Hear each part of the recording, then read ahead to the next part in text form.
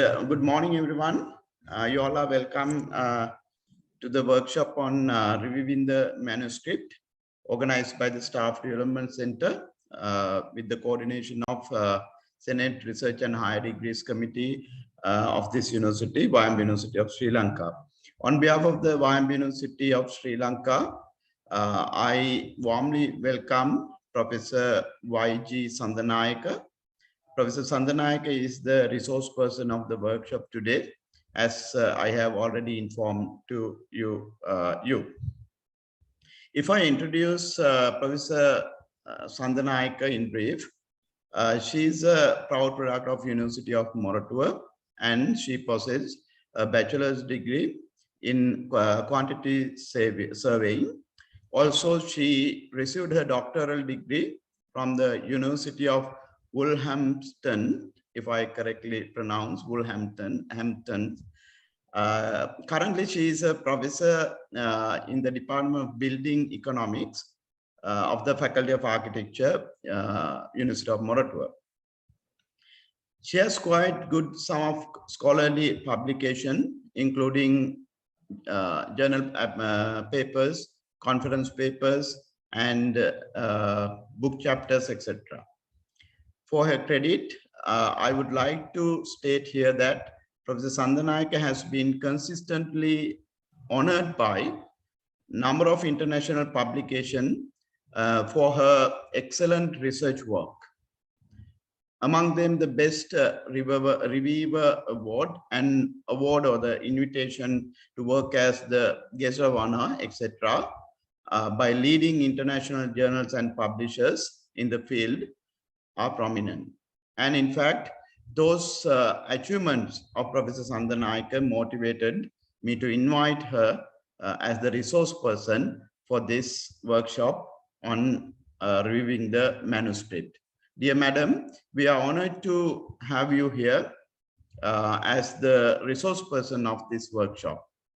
While welcoming you again to this event, I would like to welcome my colleagues of the university to the workshop. Also, please note that the workshop has originally planned for 1.5 hours, but it may go up to 2 hours maximum based on the need. And dear Madam, I invite you to start the workshop, and the floor is over to you, ma'am.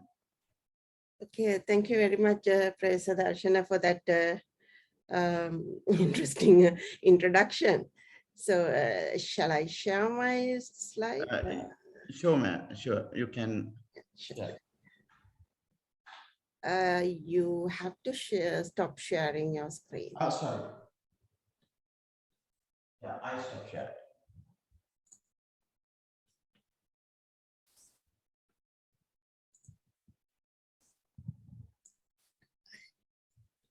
Okay. Very good morning to all of you. So I'm Yasangika Sandanayake. I'm a professor in Department of Building Economics, University of Moratuwa, and I was the former head of the department and former director, postgraduate studies division of Faculty of Architecture, and most importantly, relevant to today's topic, which is reviewing the manuscripts. I'm the joint editor of Built Environment Project and Asset Management Journal, which is Emerald Journal.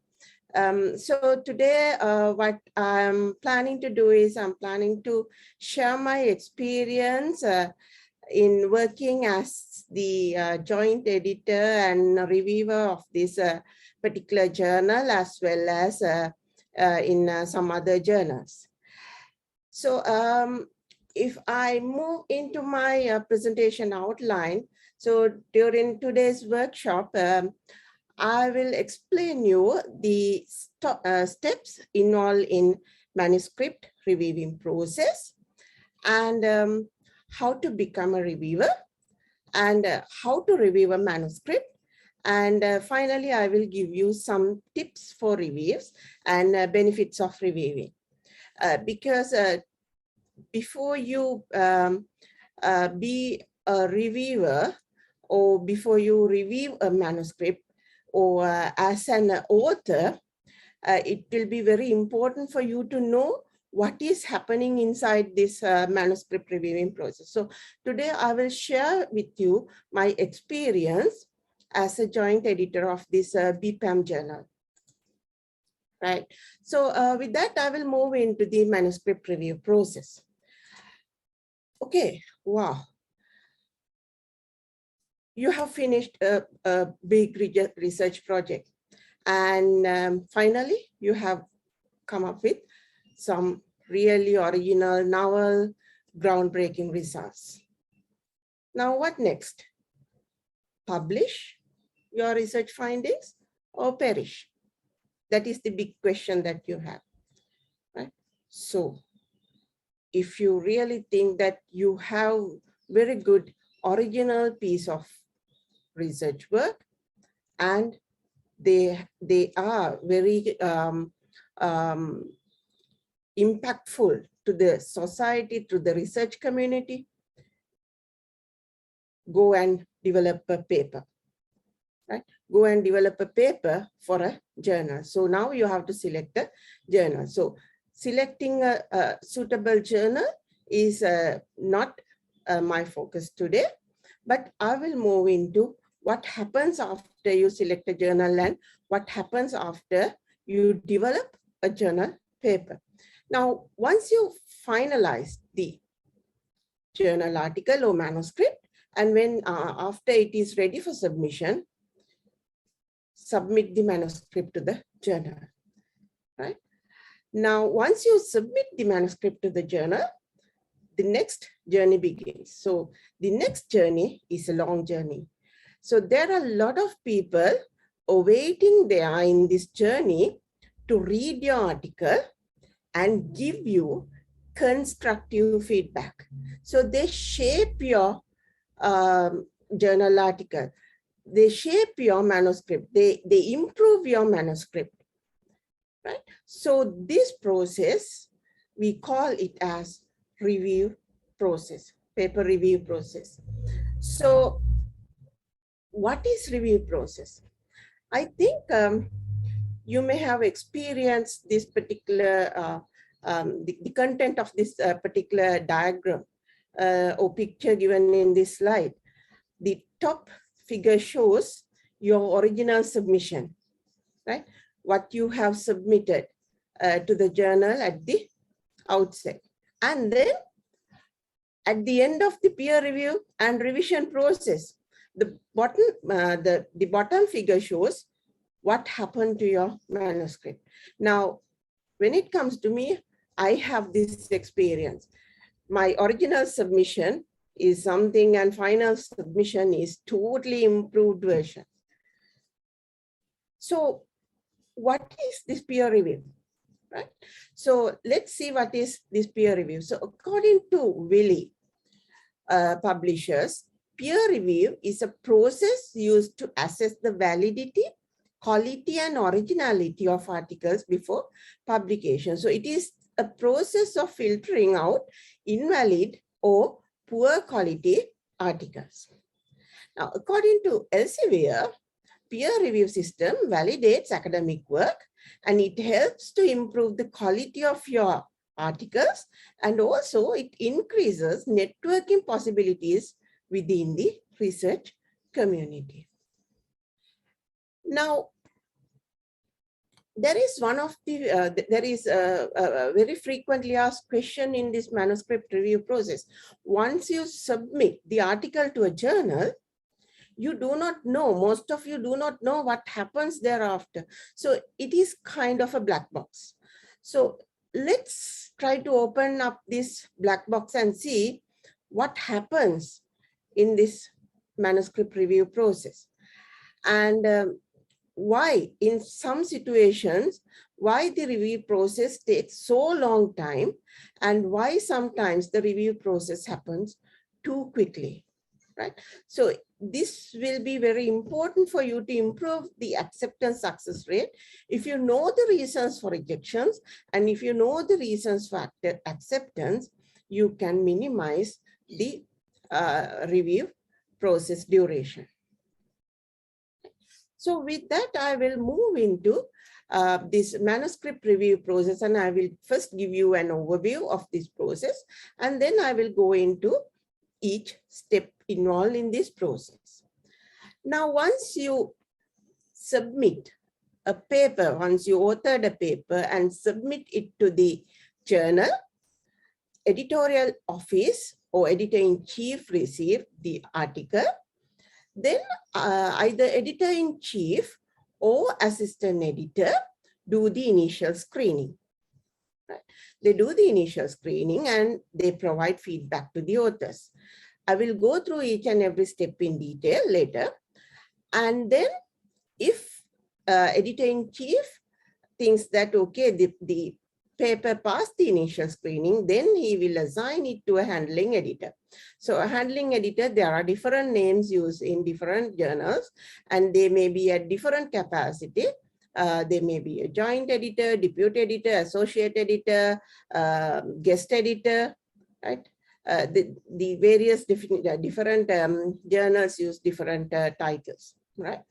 And then this handling editor send it to reviewers.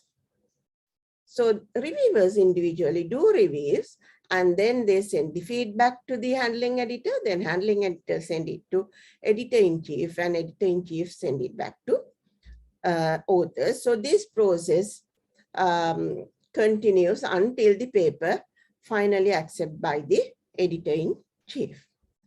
So I will move into this process now in one by one. Now, the step one, what happens immediately after you submit the paper, right?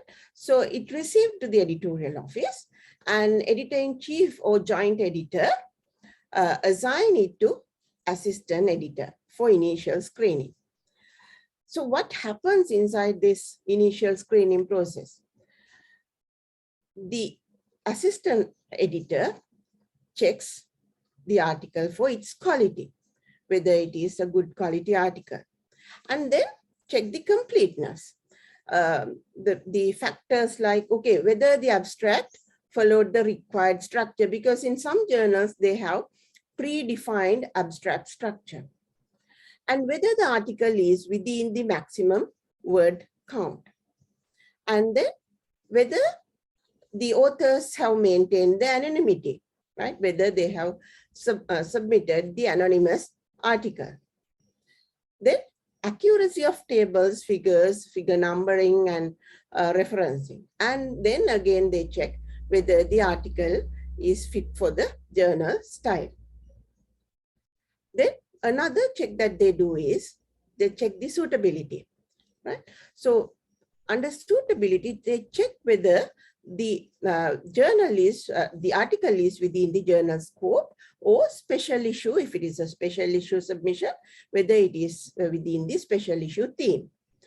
And then whether they have clearly stated the research problem, gap, purpose of the article upfront, and whether there is a novelty or originality in that paper, and whether the methodology is adequate. Right? Now, in case if your paper is developed from a conference article, conference paper, then the assistant editors or editors check whether there is a substantial improvement is there from the conference paper. And also the assistant editor sometimes check the plagiarism, right? Then once they check all these things, the assistant editor make a decision and pass that decision to editor-in-chief. So this decision can be either desk reject, desk return or unsubmit, or proceed to review. Desk reject means that you reject the paper. So if they want, they can improve it drastically and then submit as a new submission to this journal or some other journal. Desk return means Unsubmit means you unsubmit it to the author and ask them to do the improvements, and so that they can resubmit it to the same journal. So generally this, when it comes to these decisions, desk reject return rate is, return rate of a journal is around 30 to 70%. So if it is a very high quality, high impact journal, this could be around 70%, because editors don't want to bother reviewers with low quality articles.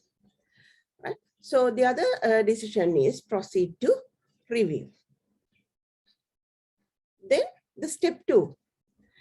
Now, once the article passed the initial screening, then editor-in-chief or joint editors assign the paper to a handling editor.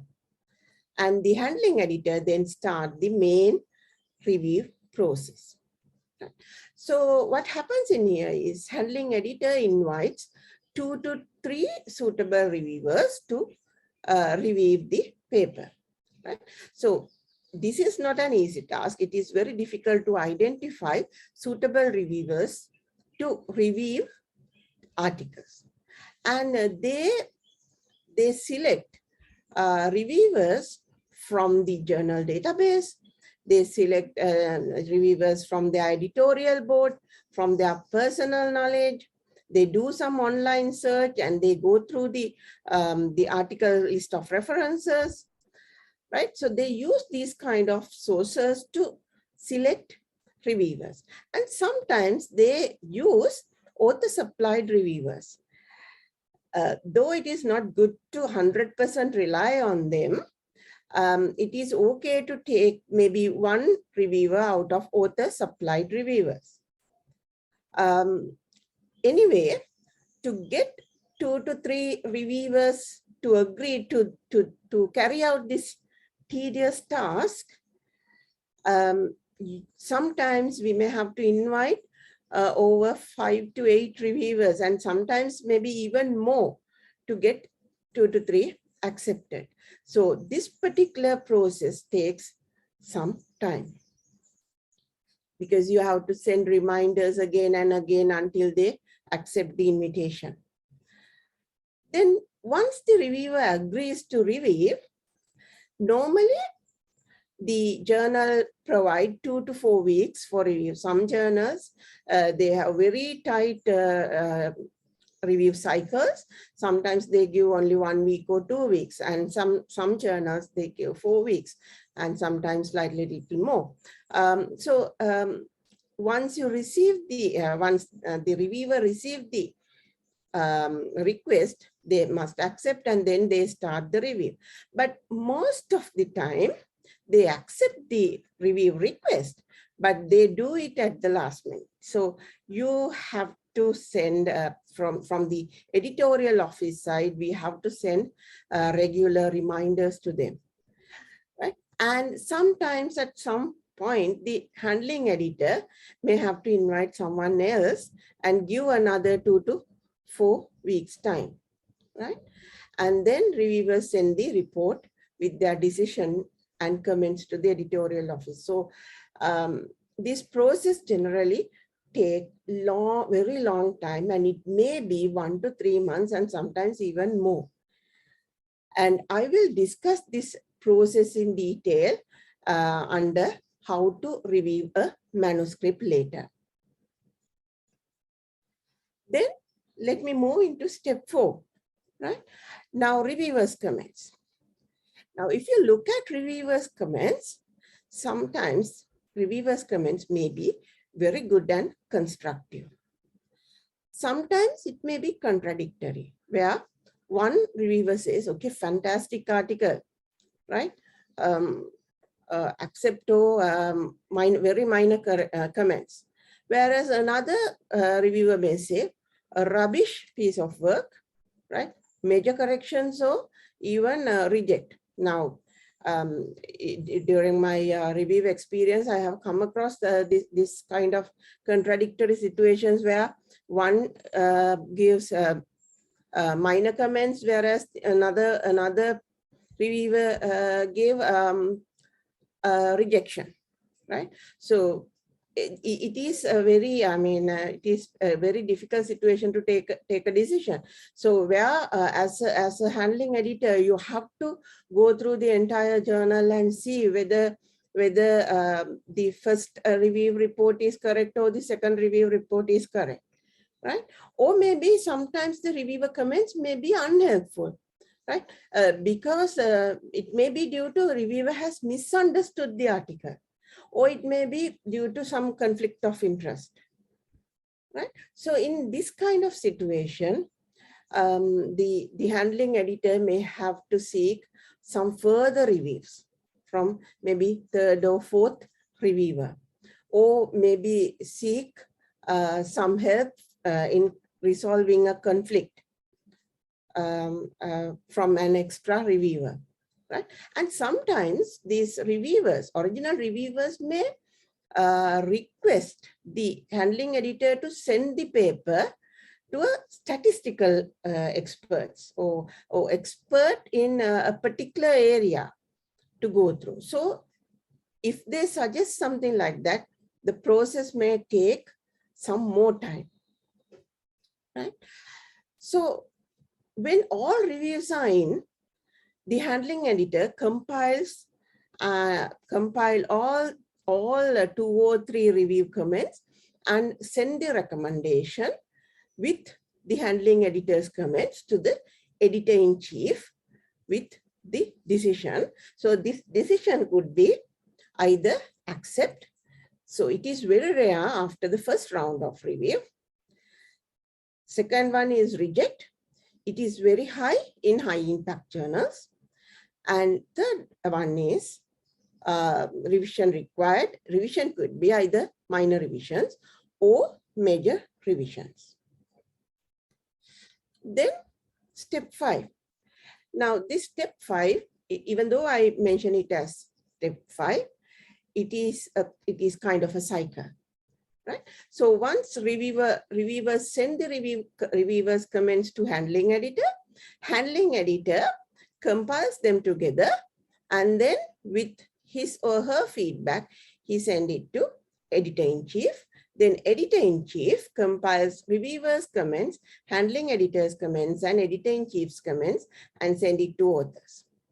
Then authors address the comments and send the revised paper to editor-in-chief, and then to handling editor and back to the reviewers. So this process continues until the editor-in-chief finally delivers the final decision to the author, right? So sometimes some papers will accept after maybe 2 rounds, and sometimes it may go up to 4, 5, 6 rounds, right? Even I have experience in handling journals for 5 or 6 rounds, right? So they give feedback until it comes to an acceptable level. Then the last step, right? So your paper is now accepted by the editor-in-chief. Then editor-in-chief inform it to the authors and then pass it to the publisher for further action. So in a BPAM journal, the editor-in-chief is Professor Kumaraswamy, and he passed it to the Emerald group of publishers, right? So then what happens? Then publisher starts his process, and then publisher contacts the author and get the copyright agreement from the authors. And then if there are any minor clarifications, or if they need some more information on references, correction of grammar, typographical errors, they inform it to authors and get those information or corrections done from the authors. So once everything is okay, then publisher format the paper and made it available in their website, or published the paper in their website.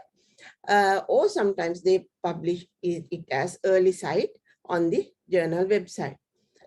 And then they send the paper for print and indexing bodies. So this is the process generally happens in a journal, in journal review process. And this particular process takes quite a lot of time. So that is why sometimes it takes more than 3 months, sometimes more than 6 months, or sometimes even 1 year to get a paper accepted by a journal. Right? So this is the process happen inside the manuscript reviewing. Okay. Now, with that, I will move into the next area, that is how to become a reviewer. Right? Now, you may have enough qualification, you may be capable of doing reviews, and you may be enthusiastic and willing to review papers. But why it is difficult to get into this review community? There is a reason. Because it is up to the editors and editorial review panels to select reviewers they wish to handle papers, because they are comfortable in handling papers with some known people, because they can talk to them, they can push them, and they can get the review done from them quite easily if they know about the reviewers. So generally editors consider the academic qualification of reviewer, whether they have a postgraduate qualification, especially a PhD. And also they check their prior review experience, right? Whether they have prior review experience. So in every journal, well-established journal websites, they have their own databases.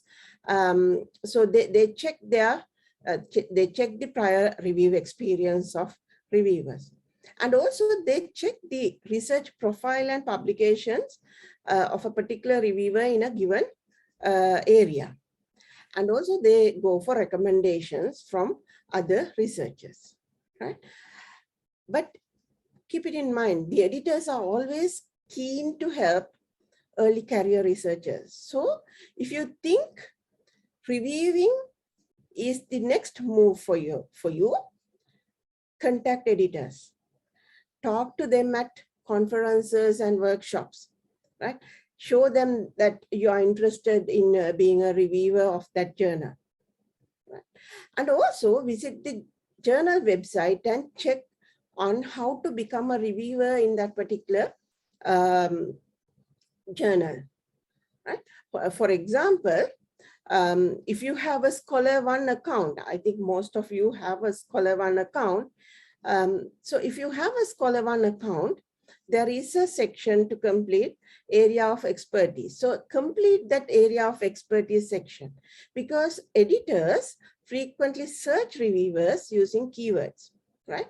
Even if there is a paper where the editor-in-chief asked me to handle, what I generally do is I check the, I put some keywords to that search engine and search the experts in that area, right? And then it gives me the list of names in that area. And then I do some bit of a search in Google, and then I select reviewers to review a particular article. So it is always good to put your area of expertise into this Scholar One account. Right. So with that, I'll move into the main part of this presentation. That is how to review a manuscript. So that is today's theme. Okay. So in here, I will explain this this process, which the step 3, which I have explained earlier in detail. Now, when you receive an invitation to review a manuscript, first check whether it is a good quality journal. right? I will explain that factor a little later in little detail, right? And then check the peer review process used by the journal, right? Especially check whether they request a single blind review process, double blind review process, triple blind review process, or open review process, because some journals use one of these. I mean, almost all journals use one of these methods, right? And most of the time, most of the journals use double blind review process. So what is single blind review process? In single blind review process, reviewers are anonymous, right? Authors don't know the names of the reviewer, but reviewers knows about the author's name, right? In double blind review process, both authors and reviewers are anonymous. They don't know each other. And in triple blind review process, reviewers are anonymous and author's identity is not known to both reviewers and even to the editor, right? Author's name is not known to both reviewers and editor. It is little rare. The situation is little rare, but it is there. And open peer review. Open peer review means identity of author and reviewer is known by all participants. So if it is open review process, you have to be a little bit careful. In all cases, you have to be very careful, right? But in open review, peer review process, remember that authors know the reviewer and reviewer knows the author, right? Then, now, once you receive an invitation to review a manuscript, first ask from yourself, do you have right expertise to comment on this manuscript, right? And then whether you have time to do review, and can you provide objective review, right?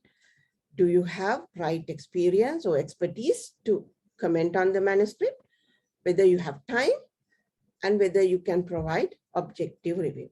So if you're okay to all three questions, respond to the invitation promptly to avoid delays, right? So this is one of the invitation I received recently, right? So you can see a copy of that email, right? It has three options: agreed, decline, unavailable. So you can select one of these options, right? If you would like to review the manuscript, you can click agree, or else you can decline, or if you're unable to do it at this moment, you can click the unavailable, right? And also, if you have any conflict of interest, inform. So in case, if you have some doubts regarding your expertise, if you have some issues with time available to do review, and some concerns in providing objective review, inform it to the editor in written, right? You inform it to the editors, and then they will reply to your answer with some feedback. If they can give you some more time, they will give you some more time to do review. Now, once you agree to review a paper, when they invite, generally they will send you the abstract to review. And once you accept to review the paper, then full paper will be available to you with the review guidelines, right? And when you receive that full paper, check whether the journal has specific guidelines and requirements. Because some journals have different review report structures. Some have formal structure and some have informal structure. So formal structure means they provide specific questions in where you have to provide the answer. I will show you some one example later. And some journals, they don't have a formal structure. They have informal structure where you have to rely on your own past experience in reviewing articles and getting feedback from other reviewers for your own publications. Now, so once you receive a paper, there are you can do the review in 2 steps. The first read through and the second read through, right? First read through and the second read through. The first read through is kind of a skim read. You just quickly go through the entire article, and second read through is a detailed reading. Now, first read through, right? So the first read through is, again, as I mentioned earlier, it is a skim reading, skimming. You skim the article within a very short period of time, maybe 1 hour, right? And because it gives you an initial impression of whether to accept or reject the paper, right? So during this process, keep a pen and paper with you to take down notes while you're going through the article. And keep in mind these questions.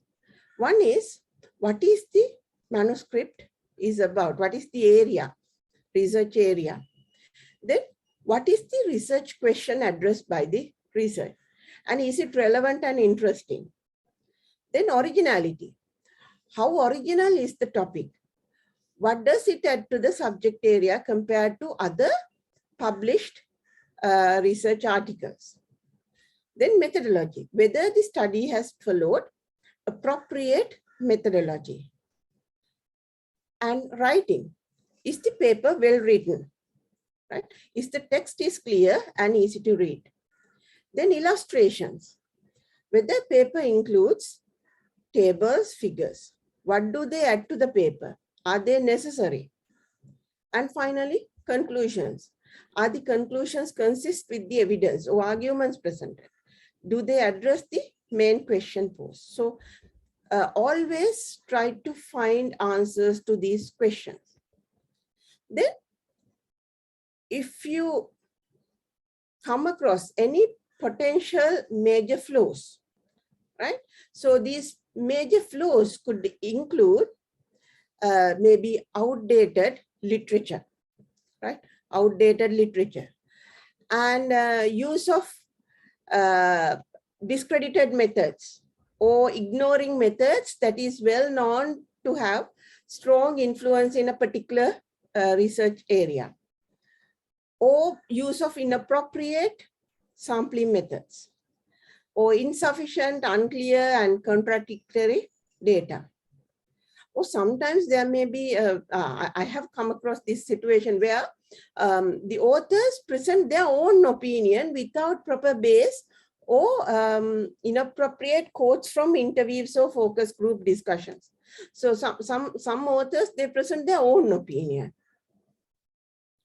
right? So you have to be careful in this kind of situation.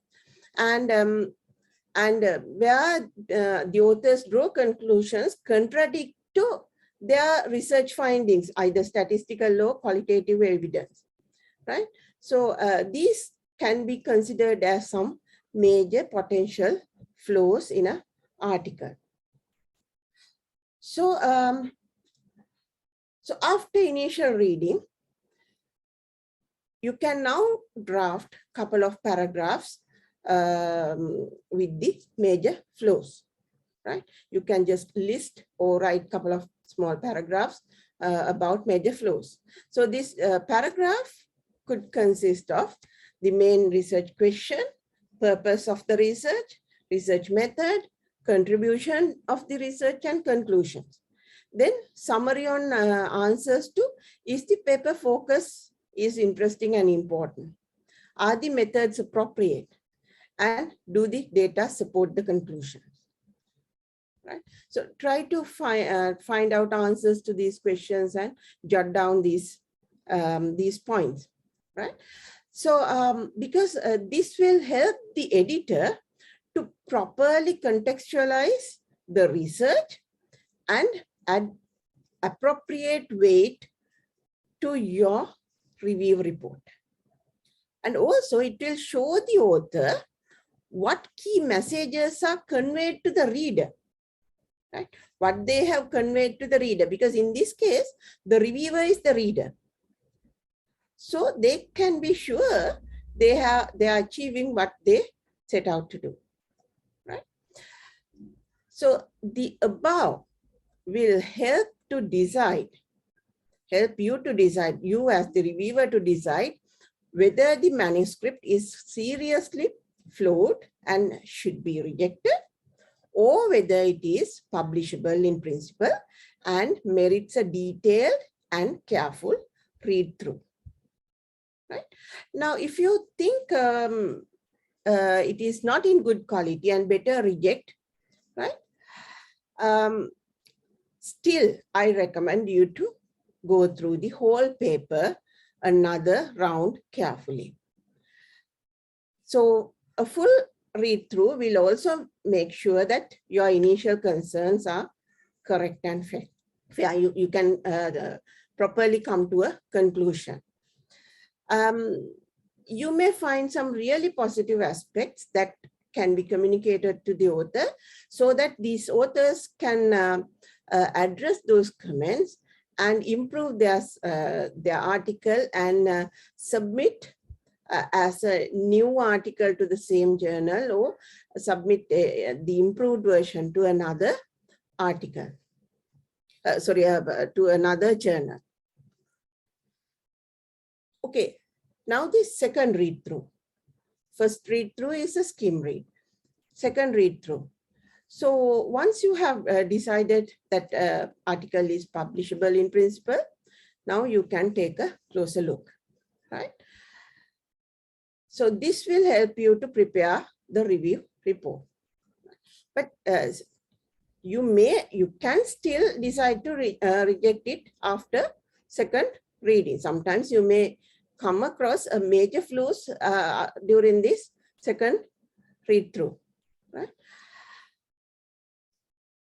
Then you can offer clear suggestions for how the authors can address the concerns raised. You can raise the concerns and you should show how the authors can address the concerns raised by you, right? And try to group similar concerns together. It will be very useful for you if you can note the line numbers, paragraph numbers, page numbers in your notes, so that it will be helpful for you to find the items again when you prepare your proper report. Right? With regard to the arguments construction, you should identify any places where the meaning is unclear or ambiguous. Right? In article, there may be places where meaning is not very clear to the reader, right? Or ambiguous, right?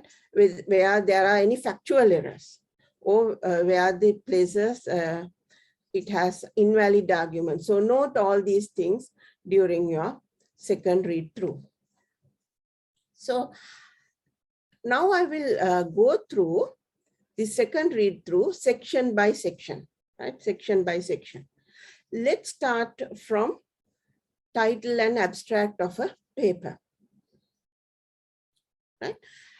One thing you should check is whether the title properly reflects the subject of the paper. So once you do the first read through and then second read through, revisit the title and check whether the title is appropriate, whether it is properly reflect the subject. And then go through the abstract. First, check whether abstract presented it in requested format of the journal. If it is in requested format, then check whether these details are included in the abstract, right? Purpose or aim of the article, methodology, research findings, implications, and originality. So these are some major points to be included in the abstract. If it is not available, you can comment on these things. And then the key message is short, accurate, and clear. And also, do the keywords accurately reflect the content? Right? So check these things when you go through the title and abstract. Then introduction and literature review. Right? So a well-written introduction and literature review sections generally sets out the problem and summarize the recent research related to the topic. And it highlights the gaps in current understanding or current knowledge in literature, and establish the originality of research, and also give a clear idea of the target readership, who will be the target readership. And it ends by stating the research aim, purpose, or objectives. Right?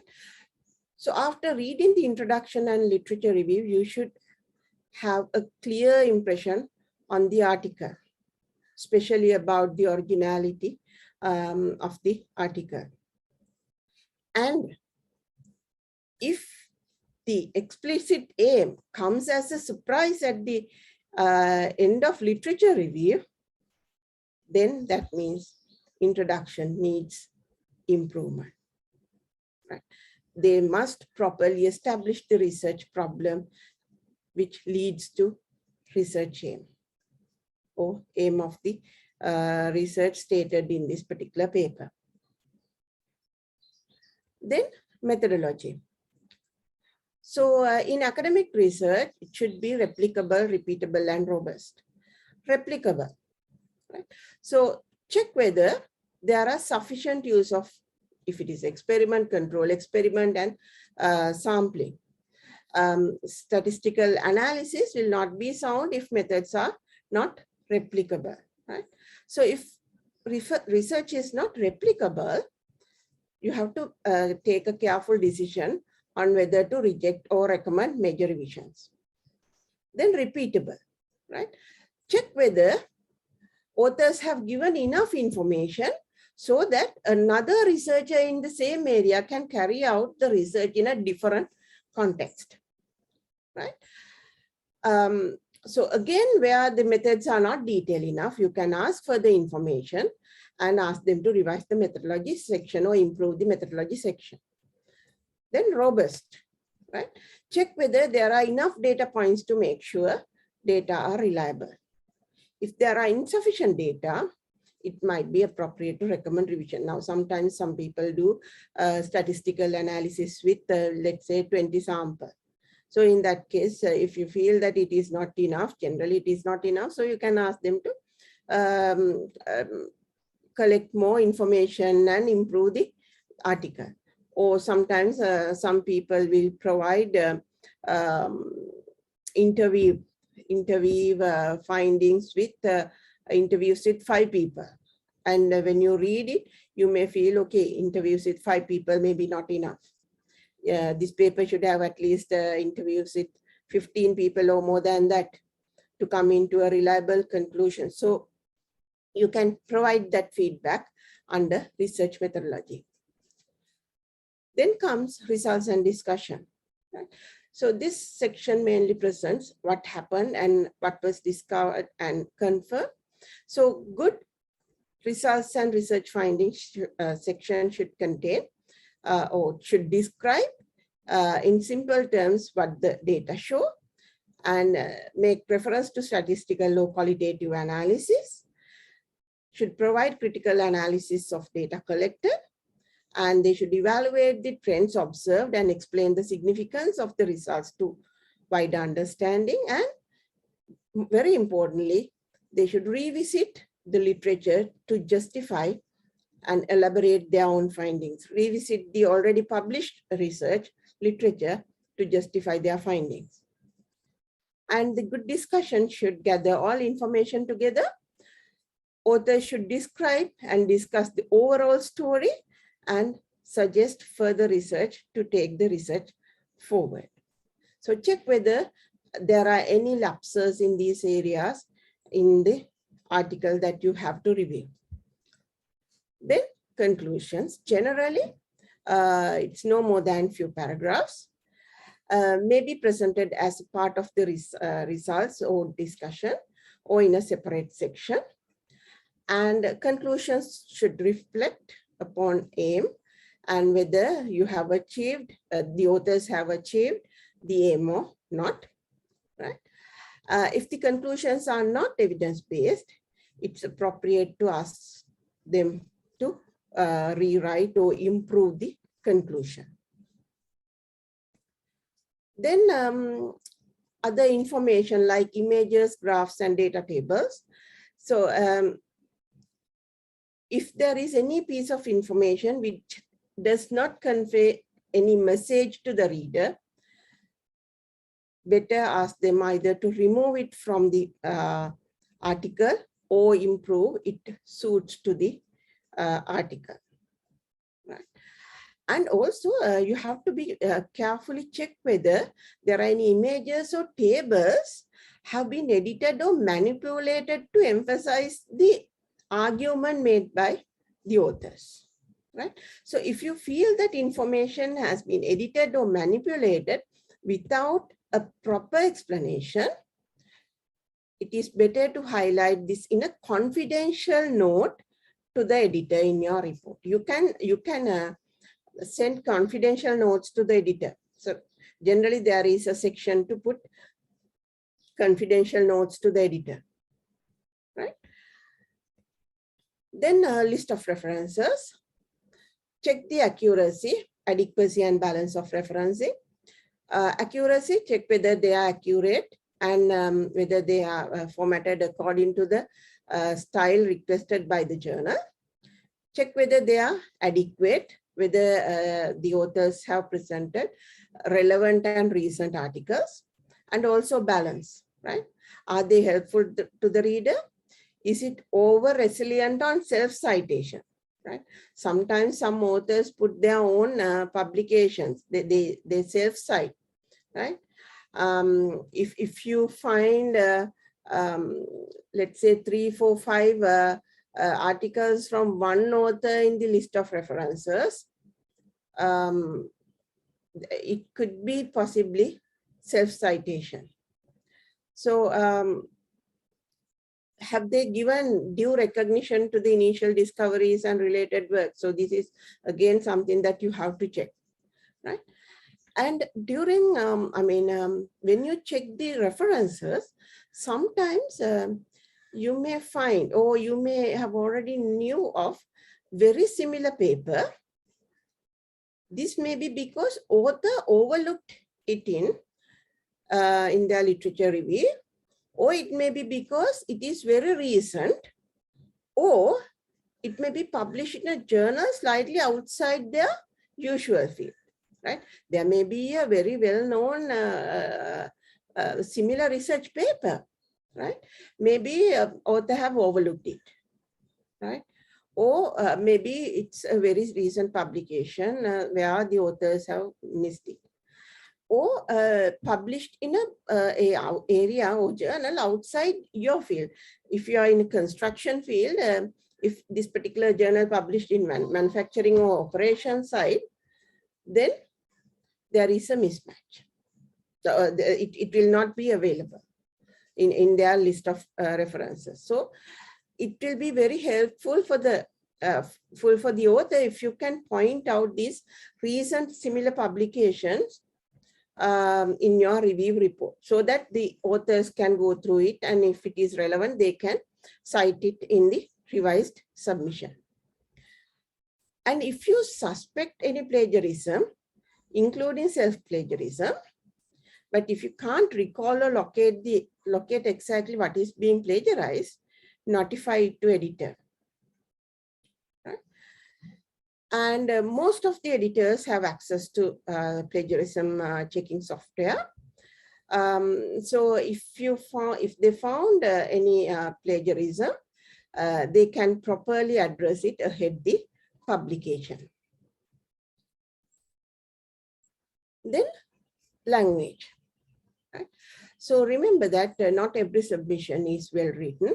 This is very common in publications made by our colleagues, right? Because English is not our mother tongue, right? So there could be a lot of grammar mistakes. If the article is difficult to understand, you should have rejected it already, right? But if the language is poor, but still if you can understand the core message, see whether you can suggest improvements to fix the problem, right? If manuscript has many English language and editing issues, don't spend time to polishing grammar or spelling. Instead, you can request them to do a thorough proofreading before the next submission. Right. So, so those are the main kind of 8 elements that you have to look into when you go through the second read through. Now, once you finish going through the entire manuscript, first round and second round, now you can start developing your reviewer's report. Right? So this reviewer's report should ultimately help the author to improve their article. So you have to be polite, honest, and very clear, right? And try to be objective and constructive, not subjective and destructive. Because sometimes in some review reports, I even come across this situation where their reviews are very subjective and very destructive, not helpful to the authors at all, right? So be objective and be constructive, give constructive comments, feedback to the authors so that they can address, right? If the journal has a structured format, follow it and answer all the questions. If there is no formal format, I'll show you how you can develop your report a little later. Now, I have extracted this from Clarivate Analytics. In Scholar One, they have this particular format, especially in Elsevier journals, they have this format where you have to give your feedback on originality of the article, then relationship to the literature, methodology, results, implications of research to practice and society, then quality of communication, and finally the recommendation, whether to accept, minor revision, major revision, or reject. And also you can provide confidential comments to the editor-in-chief, and you can provide comments to the author, further comments to the author. And also you can, if there are any files you want to attach, you can attach those files as well. Right? So this is one example for a structured review report. Now I will move into unstructured review report, or a situation where there is no formal report structure or format. Right? Now, if there is no formal report format, you can draft your report under 4 main headings. One is overall summary. You can give overall summary of the research, overall impression of the research. And then you can mention major issues, then minor issues, and finally you can present confidential comments to the editor, right? Or if there are any conflict of interest, you can mention there, and if there are any other remarks, you can mention here. I will explain these 4 in detail now. Overall summary. So you can give positive feedback first. So better start with some positive feedback, saying that, okay, this is a very interesting article on a particular area. They have done a very good job, right? Because authors like to read your comments. If you do so, if you start with a positive note, authors like to read. But remember that don't overdo it if you are finally planning to recommend rejection. Don't praise the paper too much if you finally plan to recommend rejection, right? Then briefly summarize what the paper is about and what the findings are. You can write down a brief summary because it will be helpful for the editor-in-chief to take a final decision, right? And indicate the significance of work and indicate the work's strengths, its quality and its completeness, right? Then you can come into the major issues. Are there any major flaws, right? Major issues. If there are major issues, state what are they, right? And their impact on the paper. Then, has similar work already been published? Are the authors presenting findings that challenge current knowledge or current thinking? If major revisions are required, you must indicate them very clearly, right? That is very important. Are there any ethical issues? If you're unsure, inform it to the editor confidentially. Then, are the figures, tables, and language, manuscript structure all clear enough, right? So you can mention them under major issues. Then minor issues. Are there places where meaning is ambiguous, right? If there are any places where meaning is not very clear to the reader, how this can be corrected? Are they use correct references, or whether references are correct and citations are correct? Are there any factual, numerical, and unit errors? If so, what are they?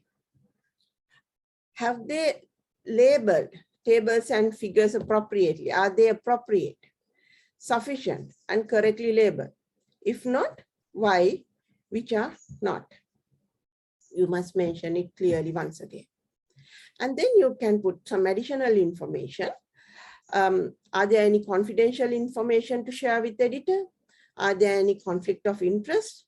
Or are there any concerns on ethics or misconduct? In that case, you can inform it to into authors. And if you want to inform it to editor as a confidential information, again, you can do so. So these are the main parts comes in a report if there is no proper structure given, right? Now, once you develop your report, finally, you can propose your recommendation. This recommendation can be you can make 4 types of recommendations. One is acceptance, you accept the paper, or major revisions, minor revisions, or rejection. Right? Recommending acceptance. You must give details outlining why you accept, and if there are any areas that could be improved, still you can mention, right? Better avoid short feedback like, okay, excellent article, accept. It is always good to give reason why it is an excellent article and why you are accepting, right? Then if you are recommending major or minor revisions, state specifically changes that you feel need to be made. Then only authors can reply to each point, right? You should present your points one by one very clearly with some suggestions. That is what it's called as constructive feedback. Then only authors can reply to each point, right?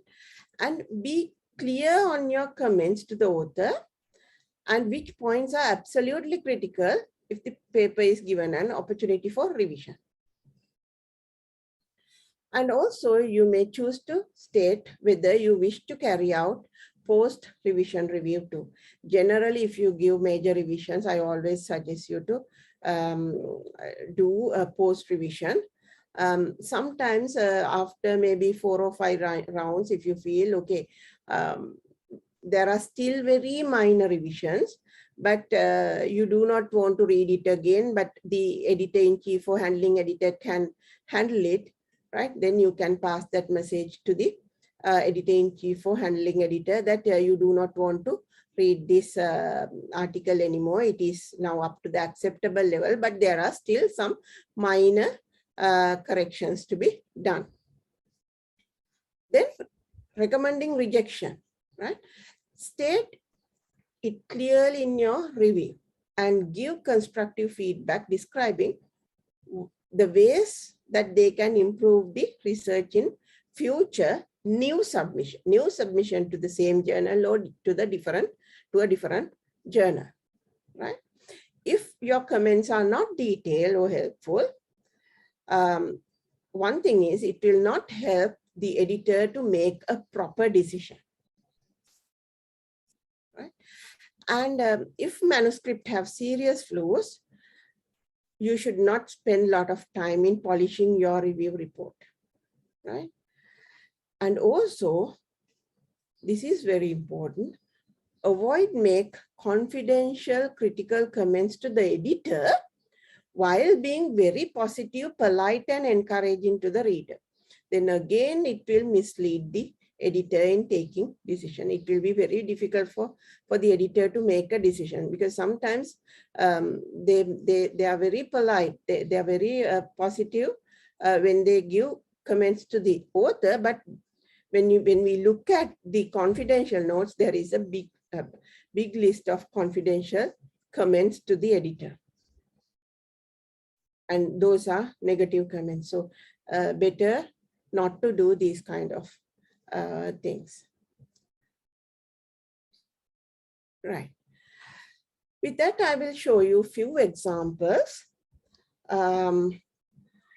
extracted from my experience in handling papers, right?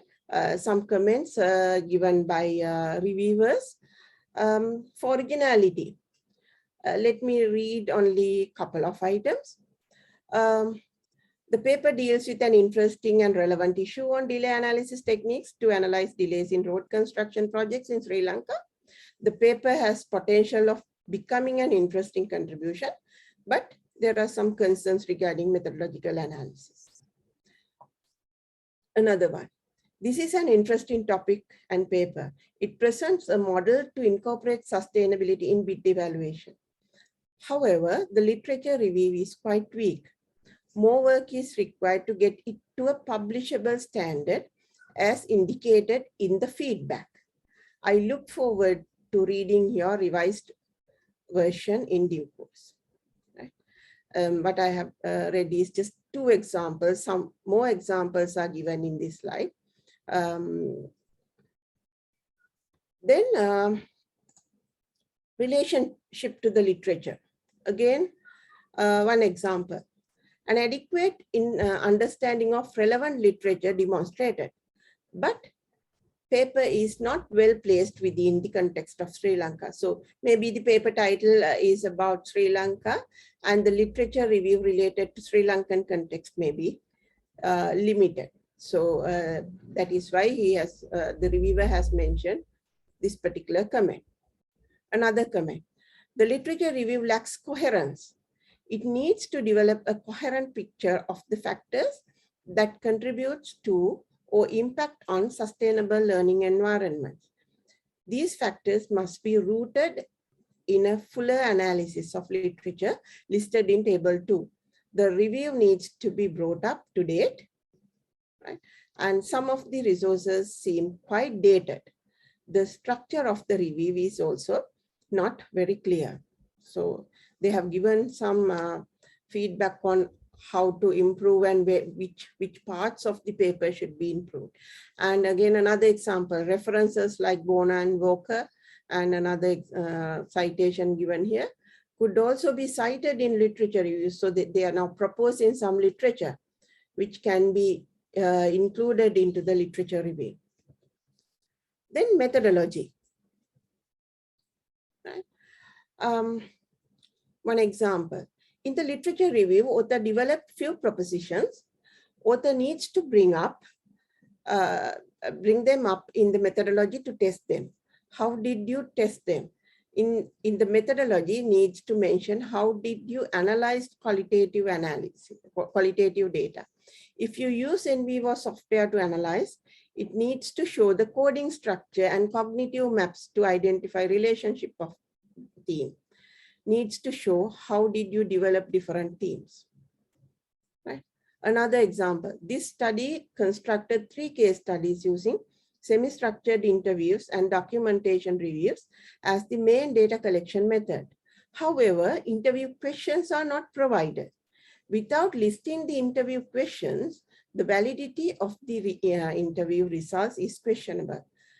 Are the research questions same as interview questions? So now they have posed a specific question so that authors can now answer to these questions. Then results.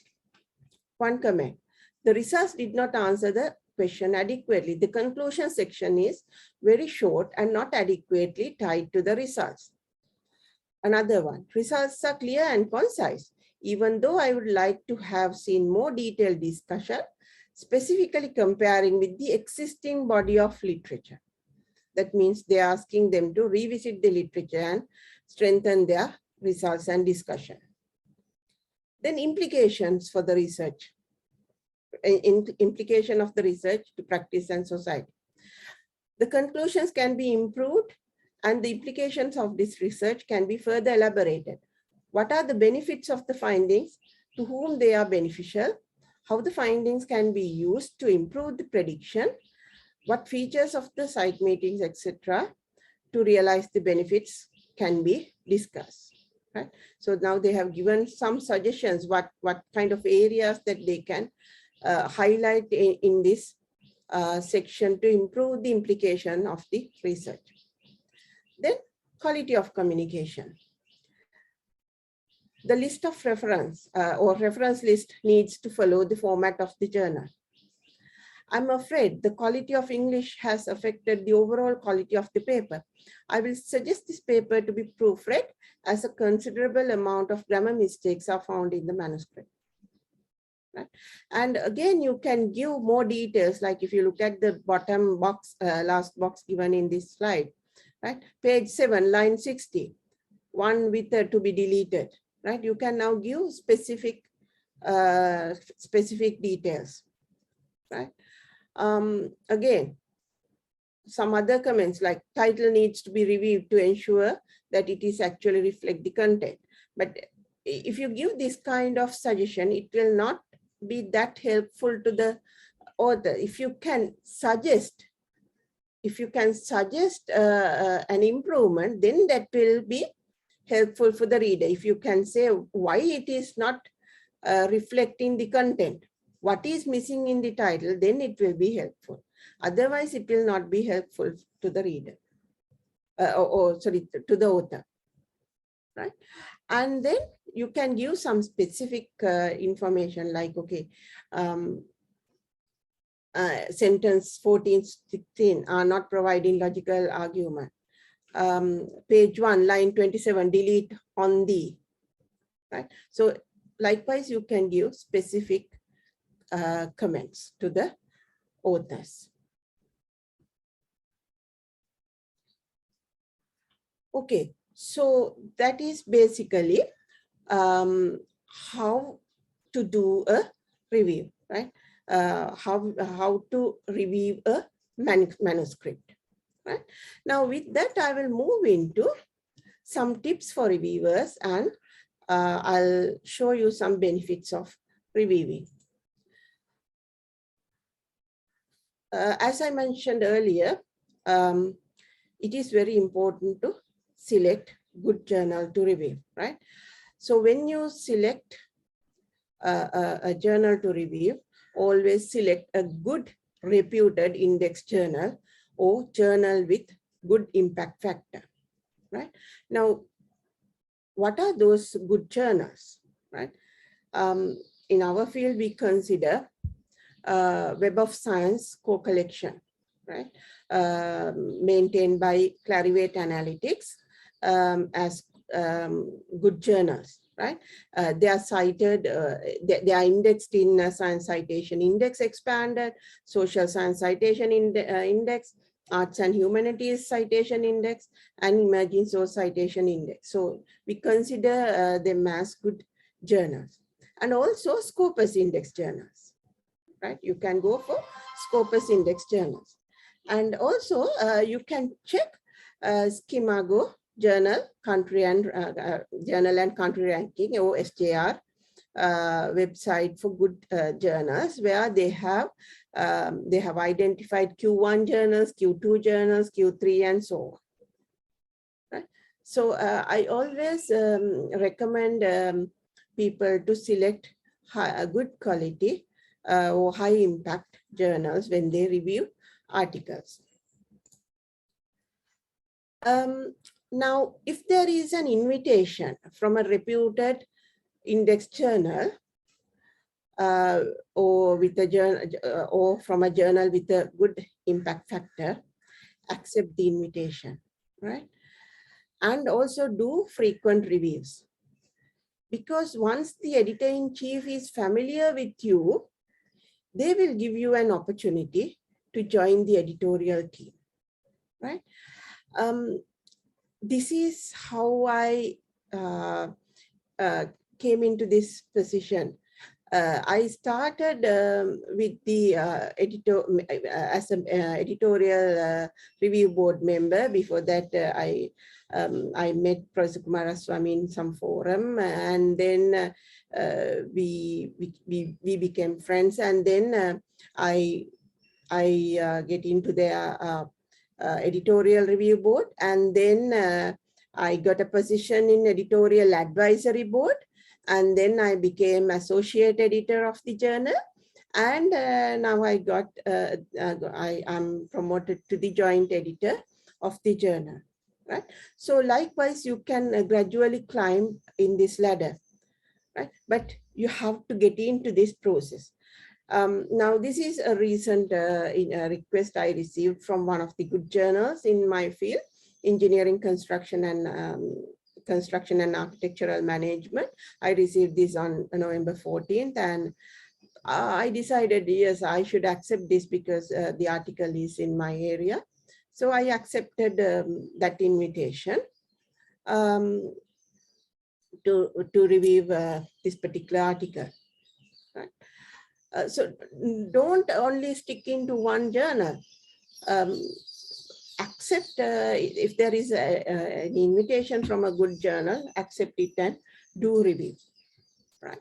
Now, once you become a good reviewer in a particular journal, and if you wish to, if you wish, you can request to be a guest editor in a special issue. Right. Then when you make a request to the editor-in-chief will go through your research profile and your maybe special issue proposal. And if both are in high quality, editor-in-chief will give you an opportunity. Right? Now, this is one of the special issues that I'm handling at the moment.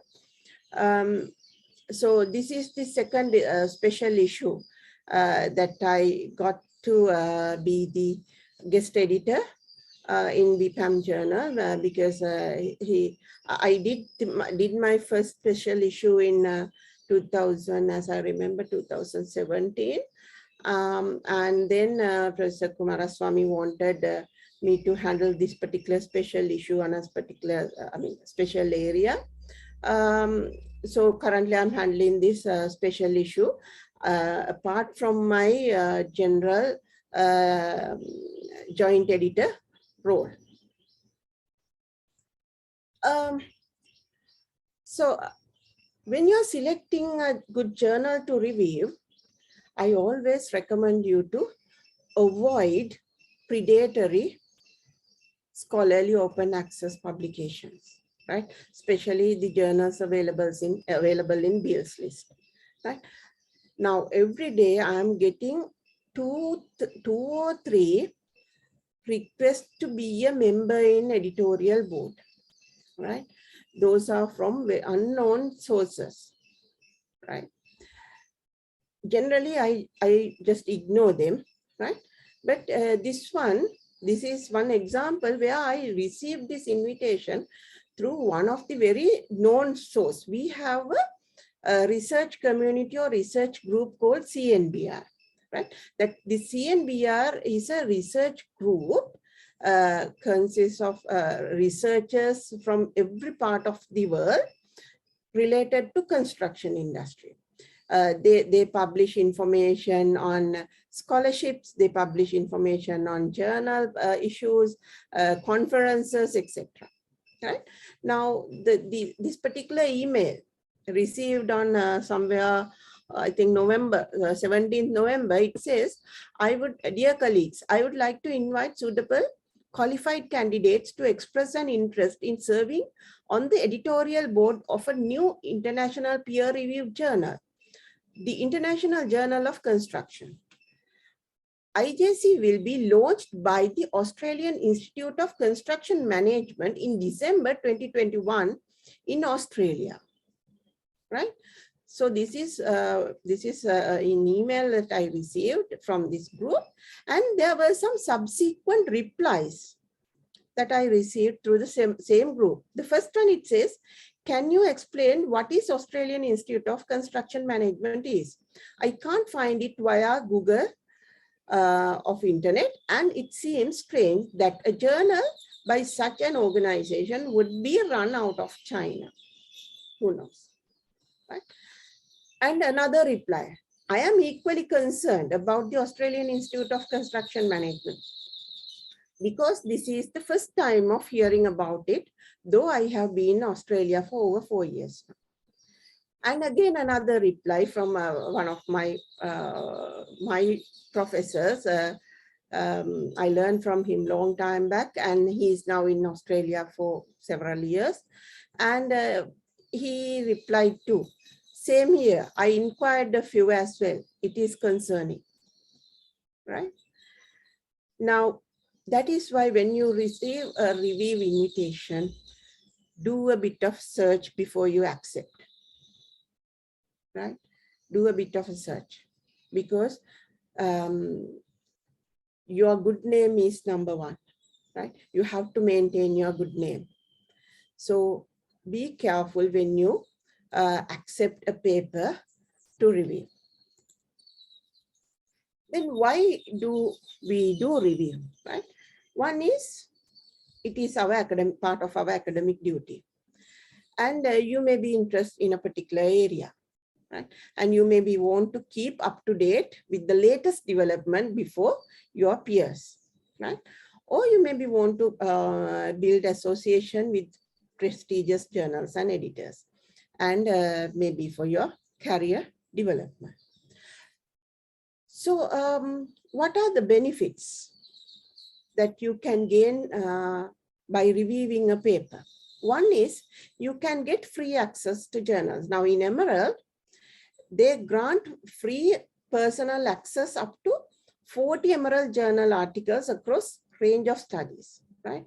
So as researchers in country like Sri Lanka, we have very limited access to journals. So if you do a review in a good journal, they generally give free access to some journal articles so that you can quickly download the papers that you want to access, right? And also, if you already become a professor, you might know that if you look at our professor promotion scheme, UGC Circular Commission 916, if you go to point 2.2.6, there are some points allocated for review, right? If you're a reviewer or editorial board member of a journal published at least twice a year, you can claim up to 0.5 point per journal per year, and maximum up to 2 points, right? So if you have a good review history, you can go up to 2 points in your professor promotion. Then, I don't know how many of you have heard about this new development, pub loans. right?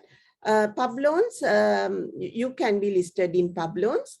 So it tracks your publications, citation matrices, peer reviews, and journal editing work in a single, easy to maintain profile.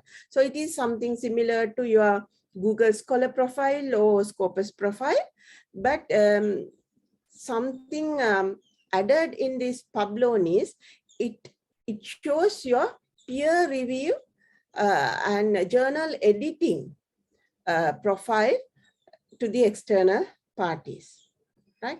So that if a journal editor wants to know people who can be give feedback or who can give reviews to a particular journal, they can access through this public profile, pub loans. Right. Another one is awards, right? Awards. Now, in good journals, they have awards, right? They have awards for reviewers. Now, all these emerald journals, they have outstanding reviewer award. So this is the list of outstanding reviewer award 2020. And I also received this outstanding reviewer award sometime back, as I remember, 2017 or somewhere like that. So this is the latest latest edition, I think 2020. Yeah, this is the latest awards available in their website, right? So these are some of the benefits. With that, I'll come to the last part of my presentation. I'll just give a very brief introduction to the journal that I'm the joint editor, Built Environment Project and Asset Management. Professor Mohan Kumaraswamy is the editor-in-chief of this journal, and he launched this journal in 2011, linking project management and asset management or facilities management in built environment, these two concepts together.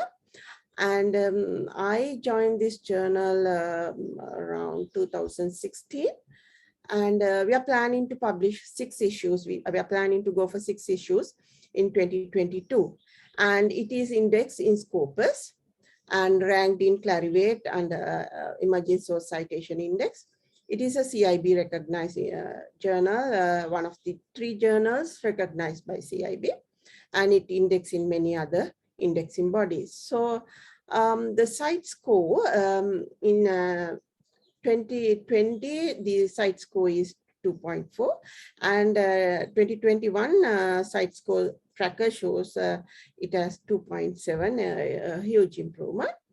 The decision breakdown within a window from 1st January to 2021 to 25th November 2021 is rejection rate 25%, minor revisions 22%, major 30%, and accept 23% within this cycle. And approximate average time in review within a cycle is around 50 days, approximately. Initial stages may be a little high, and in subsequent stages, it could be a little low. I must thank Professor Mohan Kumaraswamy for providing some of this information to develop this presentation today. So that is the end of my presentation. So thank you very much for your patience. So if you have any question or suggestion or observation, you can raise now. If I can answer to those at my capacity, I'm always happy to answer. Thank you.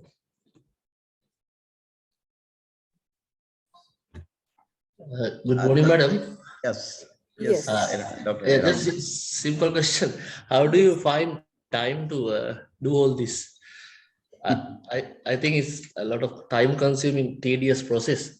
Doing reviews. Yes.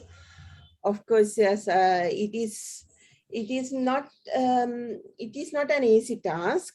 Right now, I showed you, I accepted ECAM paper to review 17th November. And yesterday I received a reminder.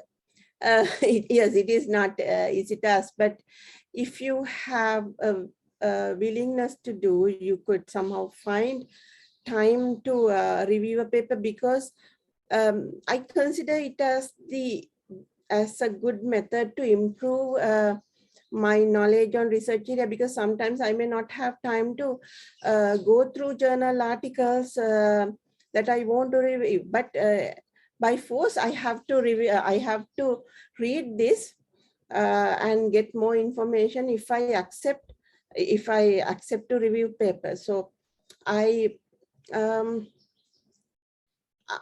not always doing reviews, but at least I accept to review a paper once in 3 months at least. Sometimes it may be a little more frequent than that. I think still it is important for you to do these reviews time to time. You have to find out time to do. Okay, ma'am. Thank you. Professor Sandanayake, thank you very much for giving us very valuable information on reviewing process. I have a short question. How do you check the originality of article? What are the methods you suggest? Originality. Originality comes with your experience. To what extent it is original or novel, because if you are an expert in that particular area, you should know the latest developments in your particular area, right? So it comes with your experience. It is very difficult for me to say, okay, you should follow these things to find out the originality. But it comes with your experience. If you are into a particular area and if you are thorough in that area, if you know all the latest development in a particular area, that you can check the originality. It is once again a bit subjective. That is how actually it should come from you, from your experience. Okay, thank you. Thank you. Another question. Yes. Once we accept a paper to review, usually we see only the abstract. But when we go through the paper, sometimes I found that it is not exactly match my field. So then should we mention it to the editor, or should we review as we can? What your suggestion? No, even I have come across this kind of situation, because by going through the abstract, you can't come to a proper decision. There are situations where now I'm not very good in mathematical analysis, where once I accept the paper, when I receive the full paper, there are papers with a lot of mathematical equations where I hate. I don't like because I'm not good in that, right? In that case, I can do two things. If you really feel that no, you can't do this, right? You can't do this, then immediately inform it to the editors so that they can find a suitable person, right? Without wasting time of the reviewer and the review process, immediately inform it to the editors so that they can assign it to another suitable person. The second thing is, you may feel, okay, I can review the content of this paper, except the accuracy of these, let's say, mathematical formulas. I'm not very good in these mathematical formulas, so I don't know the accuracy of mathematical formula. So in that case, or it may be statistical analysis, I'm not very good in, right? So in that case, you can give feedback to the authors with a note to the editor that editor requesting them to send it to a statistical or mathematic expert to check the accuracy of statistical or mathematical analysis. Right? So you can follow these two steps. But if you are not very confident in doing a review in that particular paper, better inform it to the editor immediately. Thank you, madam.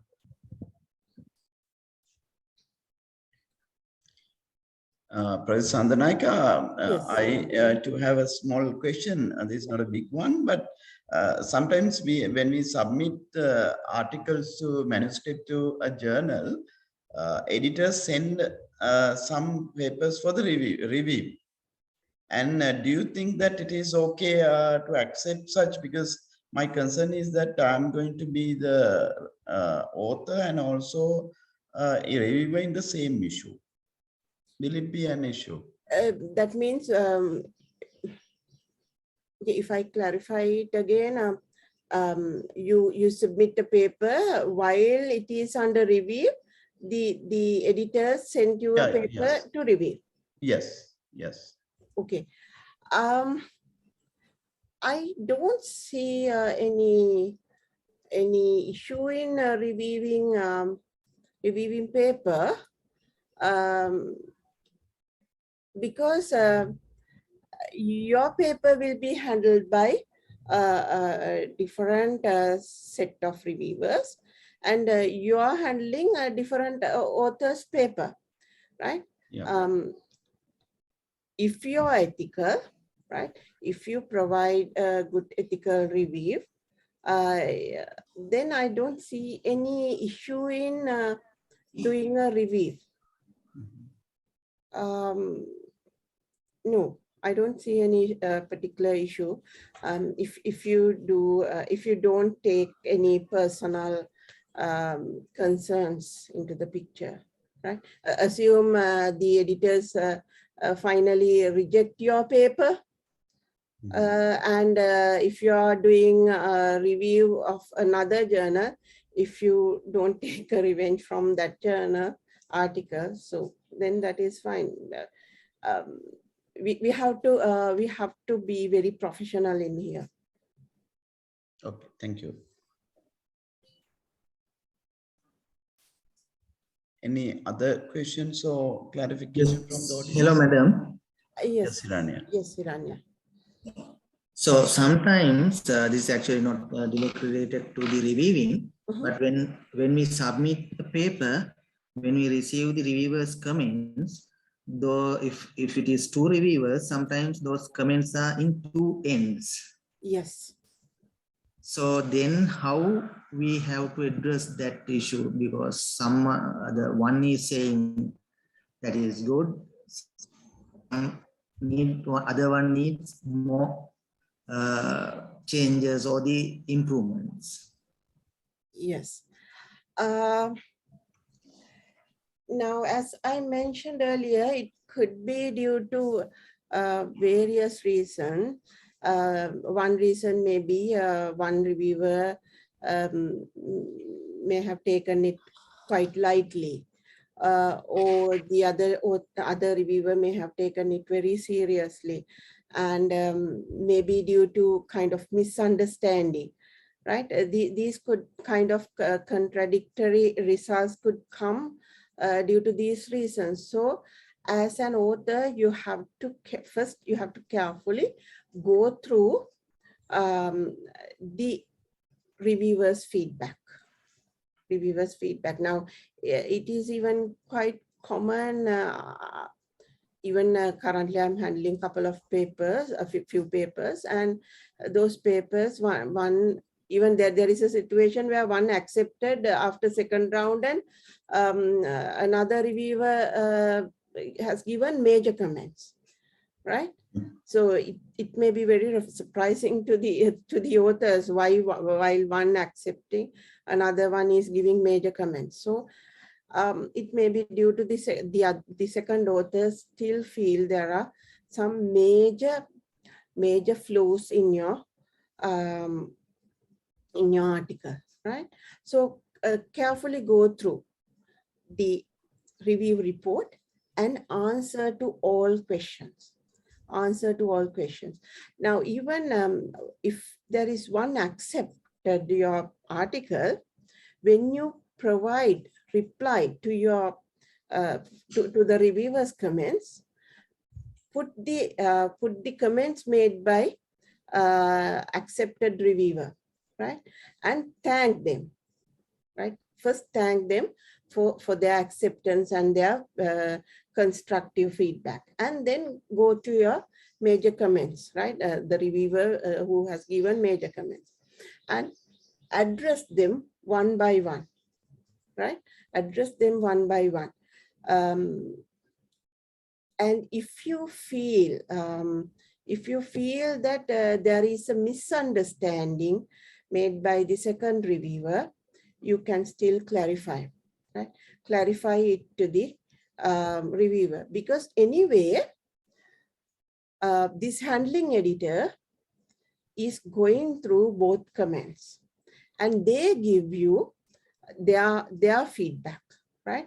When I'm doing these guest editions, I'm giving guest editors feedback, because after I receive reviewers' comments, I go through reviewers' comments.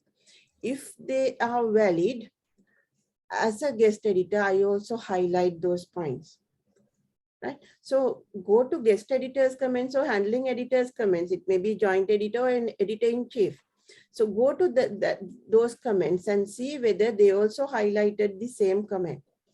Anyway, it is always good to address all the comments made by all reviewers, whether it is accepted, minor or major.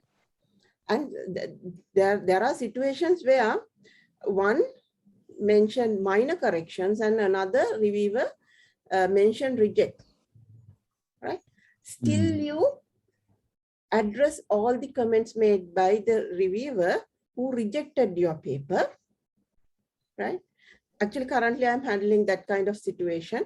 One has given minor corrections and second reviewer has given, second reviewer has rejected in the first round. No, sorry. First round, one reviewer major, second reviewer rejected. Then as the guest editor, I have given them major corrections. Then the second round, the first editor minor and second editor still reject, right? So at this stage, I seek out some assistance from my editor-in-chief, and he suggested me to go for a third reviewer. So I assigned the paper to a third reviewer, and the third reviewer's feedback is, if I list all three reviews, reviewer 1, minor, reviewer 2, reject, reviewer 3, new reviewer is now major, right? And the third round, first reviewer, minor, second reviewer who originally mentioned reject now has mentioned major, and third reviewer now minor. So now you can see gradually, if you address their comments, they will gradually change their mindset, and they will change their decision from rejection even then to major, then minor, and finally accept stage, right? So address all the comments as much as possible.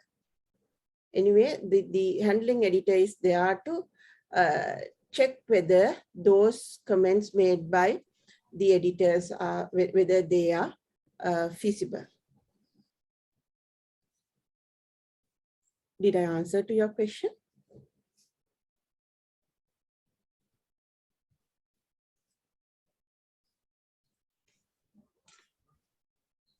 Did I answer to your question? Dr. Callum?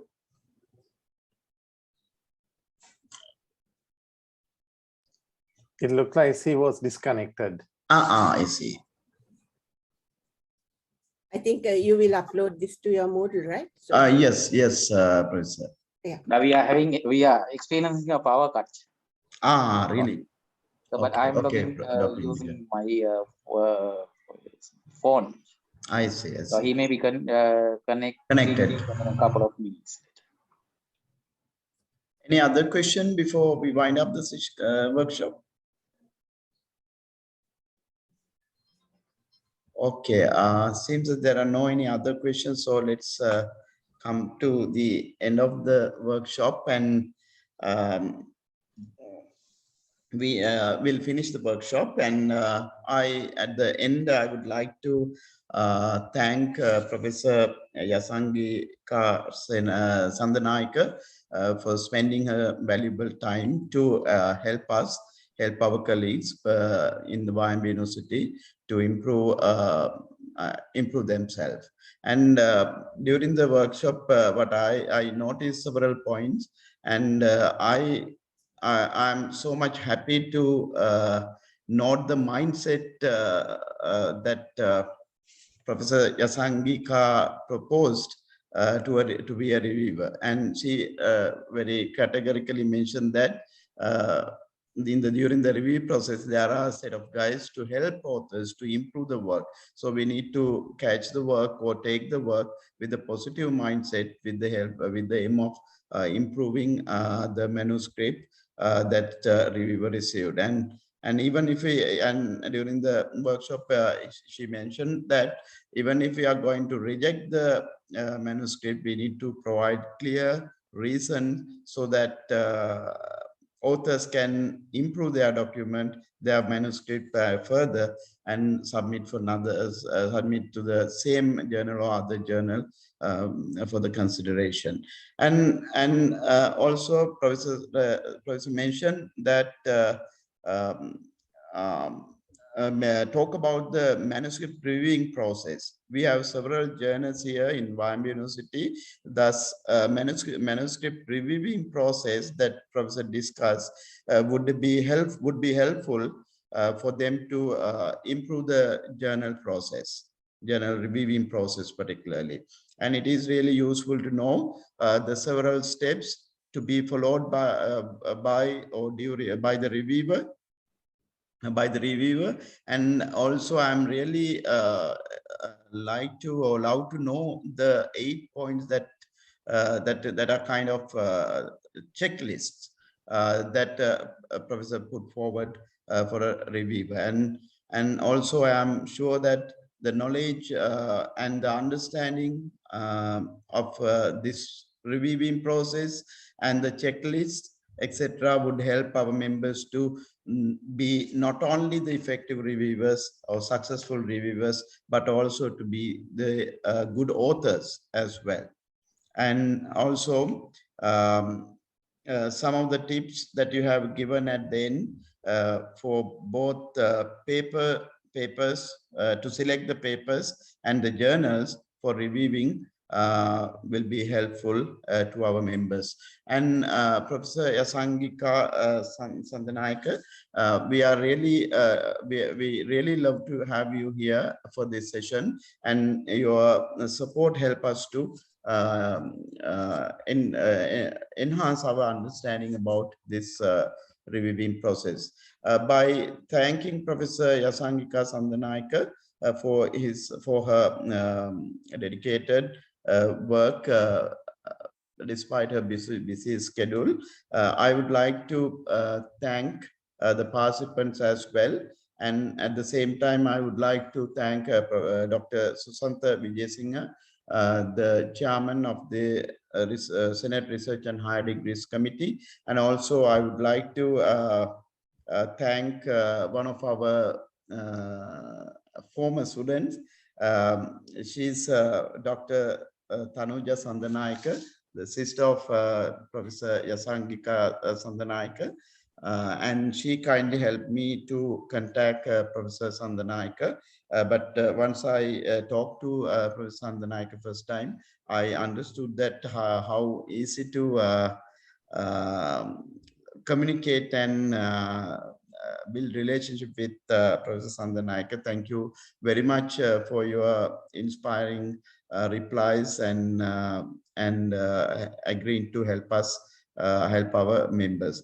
And while thanking Professor Sandanayake and the participant and others, I would like to mark the end of this workshop. Thank you. Let's join in similar workshop in the future. Thank you, everyone. Yeah, thank you, Professor Darshana. So Wimber University is not a new place to me. My sister graduated from Wimber University sometimes back, so I used to be there a few times. Thank you very much for inviting me to this workshop, and it is always my pleasure to share what I know with others. So thank you once again for inviting me to this session. So if you need any further help, feel free to contact me. My details are available in the university website. So if you need any help, you can contact me. And if your research area is related to BPAM journal, send journal articles to BPAM journal. I think Professor Darshan also recently sent an article to that journal. It is actually you send a paper to our annual conference, and then the paper received the best paper award in the conference.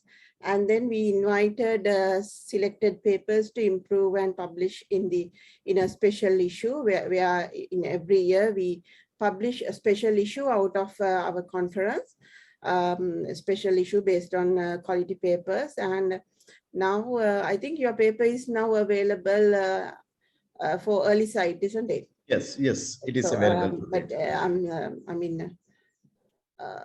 I think all the papers are available for early sight now. One paper is available for the early sites. Okay, yeah. Right. So yeah, we are always welcome papers from good eminent people. So send us papers, and if you need any help, please contact me. My details are available on website. And thank you very much. Thank you, Professor. Thank you, everyone. Professor.